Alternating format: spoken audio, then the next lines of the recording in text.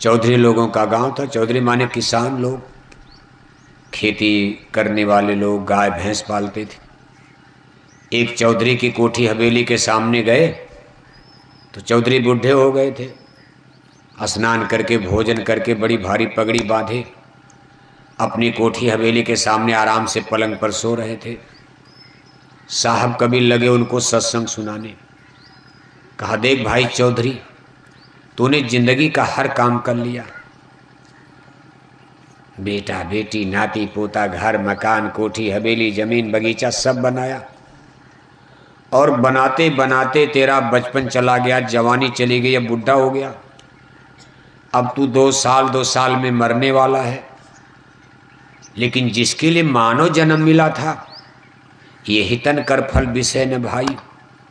स्वर्ग स्वल्प्यंत दुखदाई, नरतन भव बारिद कह बेरो, सन्मुख मरु तनुग्रह मेरो।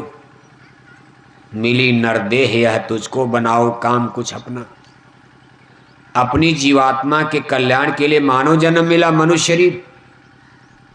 तूने इसको दुनिया के प्रपंच में तो खत्म कर दिया, जवानी सब बुढ़ापा आ गया। अपनी आत्मा के कल्याण के लिए तो तूने कुछ किया ही नहीं, तेरा खाता खाली है। और 2 साल में तू मर करके चलेगा तो जाएगा कहाँ, कहाँ रहेगा। कुछ कमाई ही नहीं किया, भगवान का भजन, नाम कमाई, शब्द कमाई। अच्छा ले, मैं तुझको आज भगवान के भजन का सच्चा रास्ता बता रहा हूँ। मैं तुमको नामदान, गुरु दीक्षा, गुरु मंत्र दूंगा। जो तेरे जिंदगी का कुछ दिन बचा हुआ है, 1-2 साल, अब तू बुढ़ा हो गया, बैठ करके तो पूजा कर नहीं पाएगा। कहीं कमर में दर्द, कहीं पेट में दर्द, गठिया पकड़ लिया, बात पकड़ लिया, घुटने में दर्द, यहाँ दर्द। लेकिन मैं तुमको इतना सरल रास्ता बताऊंगा कि लेटे लेटे चारपाई पर आंख बंद करके सुमरन भजन कर सकते हो। दो ही चीज़ है कलयुग में। प्राचीन काल की क्रियाएं तो बड़ी कठिन थी, प्राणायाम, कुंडलनी, जागरण, अष्टांग योग, खेचरी, यगोचरी, नाना क्रियाएं। ऋषि मुनि जंगल चले जाते थे, जाड़ा हो, गर्मी हो, बरसात हो, पेड़ के नीचे बैठकर। लेकिन उन लोगों की शरीर में ताकत थी। 1000-10 हजार उम्र उनकी उम्र, उनकी शरीर बीमारी थी ही नहीं। अब आज कलयुग में तो आपको जंगल रात में जाड़े में छोड़ दिया, रात भर में मरी जाओगे। ठंडी में नदी के किनारे तपस्या, कहीं ठंडे पानी से नहा लो तो जुकाम हो जाएगा। इसलिए कलयुग में संतों ने देखो सरल रास्ता, सहज योग गुरु दिया बताई, सूरज शब्द मार्ग लखवाई। इसमें सुमरन और भजन, रामायण में भी हमारे गुरु महाराज ने नहीं बताया, इस कलयुग में संतों ने इसको जारी किया, रामायण ने भी जारी किया। आप उसको समझ नहीं पाते हो। रामायण में लिखा है, का हनुमंत विपत प्रभ सोई, जबलों सुमिरन भजन न होई। सुमिरन और भजन रामायण में लिखा गया। यही विद बिन हर भजन खगेशा, जाय न जीवन केर कलेशा। इन्हीं सुमिरन और भजन दो चीजें बताई गई। उसी को आज हमारे गुरु महाराज आप तक पहुंचाना चाह रहे हैं। रामायण में लिखा गया, हम लोग पढ़ते लेकिन किताब समझ में आती नहीं। सही है, जब तक मास्टर नहीं मिलेगा किताब क्या समझ में आएगी। तो चौधरी करेंगे, साहब कबीर करे वे, देखो मैं तुमको सुमरन भजन का, जिसको नाम योग साधना शब्द कमाई, नाम कमाई का मार्ग कहते, सूरज शब्द योग का मार्ग बताऊंगा। ये इतना आसान है कि आप चारपाई पर लेटे लेटे आंख बंद करके भी कर सकते हो। मान लो आप बुढ़े में हो, बुढ़ापे में हो। पूजा लोग आम रूप से सुबह नहा धोकर खूब करते हैं, जैसे मंदिर में जाना है तो बिना नहाए तो मंदिर में जाओगे नहीं। आपको तिलक टीका लगाना होगा, सुबह सुबह जाड़ा में नहाना होगा, और 6 बजे 5 बजे जाके मंदिर में घंटी टन टन टन टन बजाना होगा। तो बुढ़ा आदमी तो 5 बजे नहाएगा तो मर ही जाएगा।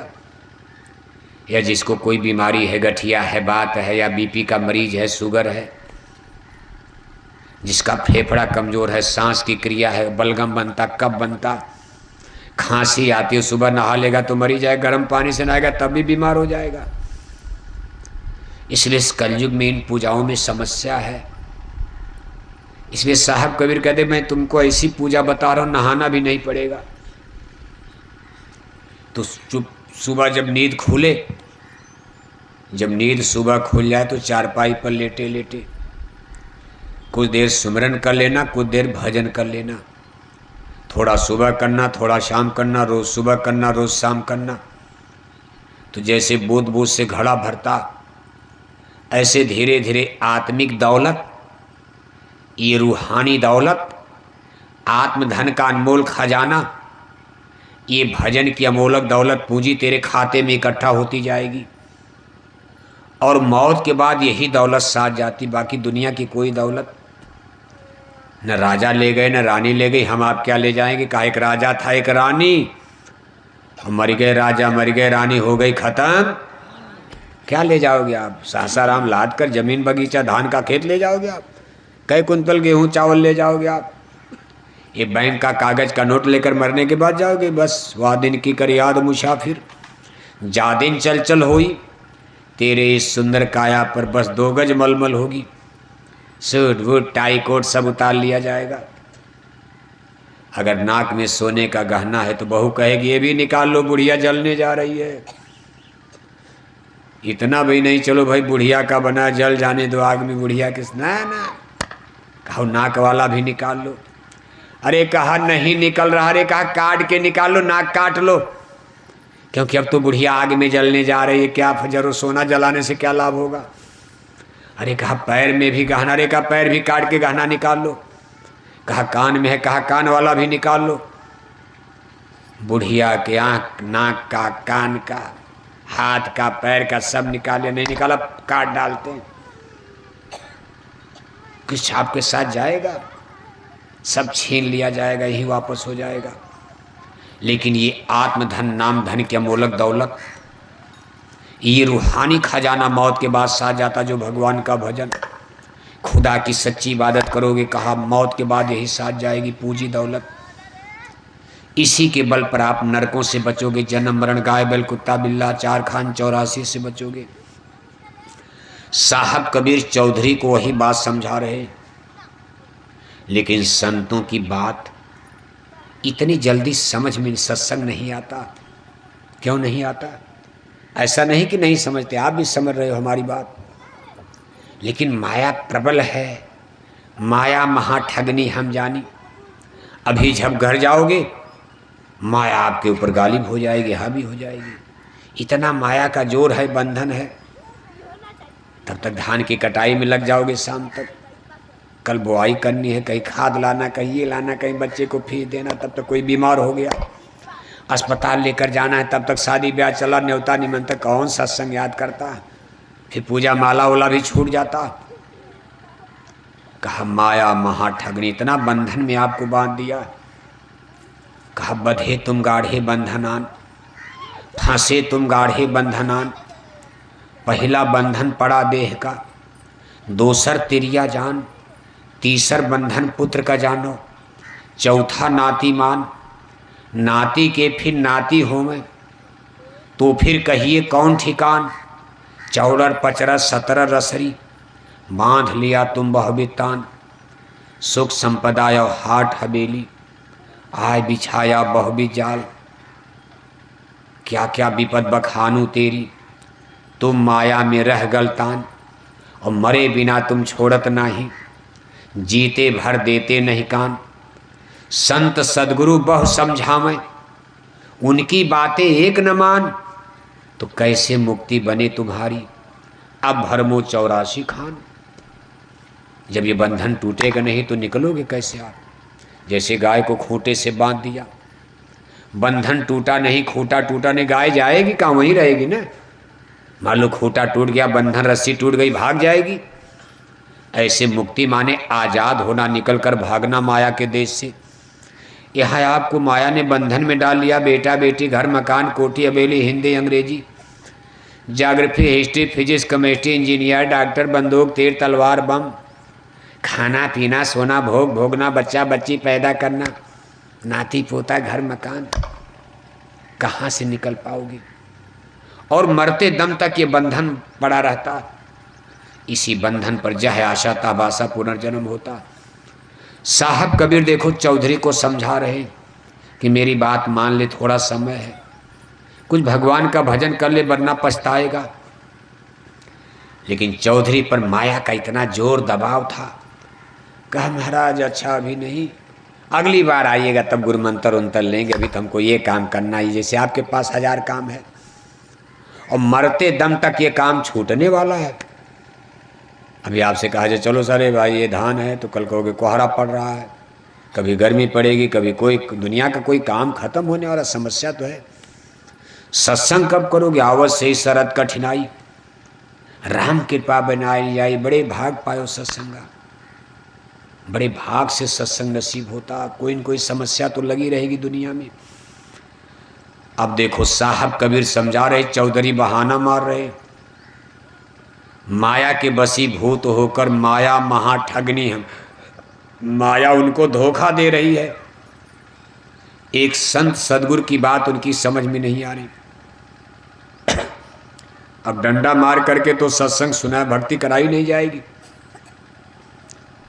साहब कबीर समझाते समझाते जब थके, कहा जे जा जो तुमको करना लेकिन चौधरी हमारी बात याद रखना, तू आगे बहुत पश्चाताप करेगा। ये कह करके साहब कबीर चले गए।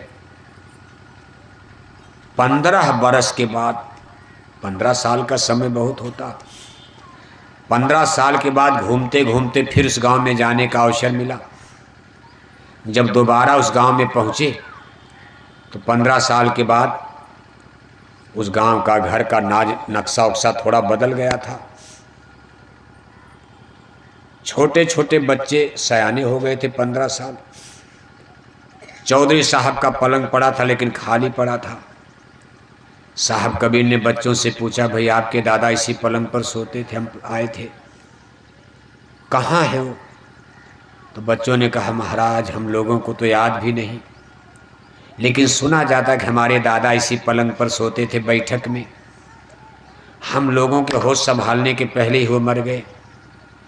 हम लोगों को थोड़ा थोड़ा याद आता है, हमने दादा को बहुत कम देखा था। अब साहब कबीर तो देखो त्रिकालदर्शी महात्मा, आंख बंद करके अंतर्दृष्टि से लगे देखने कि चौधरी बेचारे मर करके आखिर गए कहाँ, यानी उनको अगला जन्म क्या मिला। ये चीज़ संतों को दिखाई, हम आप तो नहीं देख पाते। अगर हम आप देखते तो सबको स्वर्ग भेजते आप, तब तो सही सही बात हम देख लेते। लेकिन संतों के पास अंत, इसीलिए उनको संत कहते। संत मानी केवल टीका तिलक टीका नहीं, संत का मतलब जिनको आदि अंत का ज्ञान कराने वाली दृष्टि हो, इतनी बड़ी जिनके पास स्पिरिचुअल पावर, उनको संत कहते। साहब कबीर पूरे संत सदगुरु थे। उन्होंने आंख बंद करके देखना शुरू किया कि चौधरी मर करके गए कहाँ। तो साहब कबीर देख रहे चौधरी अपने घर में गाय भैंस बहुत पालते थे, दाना चारा पानी तो सबको देते थे, सेवा खूब करते थे। लेकिन एक गाय से उनका बड़ा प्रेम था, क्योंकि वह गाय दूध ज़्यादा देती थी।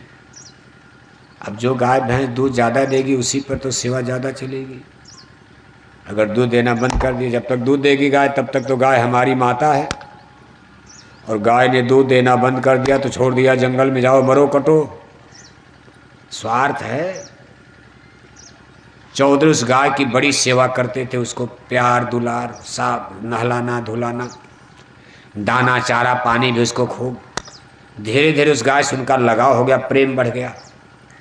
अब जब मरे तो जह आशा तह बासा, इस सिद्धांत के मुताबिक अपने ही गाय के पेट में बछड़ा बनकर पैदा हो गए। अपने ही घर में अपनी ही गाय से बछड़ा का, बैल का जन्म उनको मिल गया। बच्चों ने खिलाया पिलाया, जब बछड़ा से बैल बन गए, तब ट्रैक्टर का ज़माना तो था नहीं, खेत में हल में नाद करके खेती के काम में जोताई शुरू कर दिया। 2-4 डंडा घर में रोज बज रहा है। अब बच्चों को क्या पता हमारे दादा ही बैल बनकर आ गए।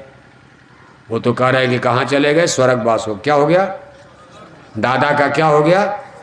क्योंकि गंगा के किनारे उनका गांव था बनारस में। चौधरी रोज गंगा भी नहाते थे। चौधरी रोज सुबह गंगा नहाने जाते, तब तो लोग नदी तालाब में ही नहाते, ये पंपिंग सेट ट्यूबवेल बिजली उजली तो थी नहीं, कोई तालाब में, कोई कुएं पर, कोई नदी में, कोई गंगा में, कोई यमुना में। अब उनका गंगा के किनारे गांव था, रोज गंगा में सुबह नहाते थे। रोज सुबह गंगा में नहाने वाले क्या बन गए? बैल बन गए। इसीलिए साहब कबीर ने कहा, गंगा नहाए कवन नर तरी गए, मेघवा न तारे जे के जल ही मेघ रहे। मेढक जीवन भर गंगा के पानी में रहता, लेकिन उसको मुक्ति मिली नहीं।